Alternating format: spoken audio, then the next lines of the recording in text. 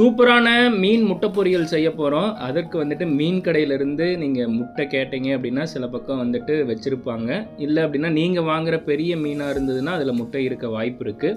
இப்போ வடச்சட்டியில் தேவையான அளவு எண்ணெய் ஊற்றி கடுகு, உங்களுக்கு வேணும் அப்படின்னா சோம்பு போட்டுக்கலாம். சோம்பு போட்டிங்கன்னா கொஞ்சம் கவுச்சி வராது. கொஞ்சதுக்கப்புறம் 2 பச்சை மிளகா, 2 இனுங்கு கருவேப்பிலை, நறுக்கி வச்ச 1.5 பெரிய வெங்காயம் போட்டு நம்ம வணக்கி கொஞ்சம் தேவையான அளவு உப்பு போட்டுக்குங்க. உங்கள் காரத்துக்கு ஏற்ற மாதிரி பெப்பரும் வரமிளகாத்தூளும் போட்டுக்கலாங்க. வரமிளகாத்தூளும் பெப்பரும் வந்துட்டு டேஸ்ட்டு சூப்பராக இருக்கும். இப்போ நம்ம மீன் முட்டை எடுத்து உள்ளே போட்டுடலாம். நல்லா கழுவி வச்ச மீன் முட்டை நம்ம மஞ்சள் தூள் போட்டு கழுவிருந்தோம், பார்த்துருப்பீங்க. உங்களுக்கு முட்டை வேணும்னா ஒரு 2ஓ 3ஓ ஆட் பண்ணிக்கலாங்க.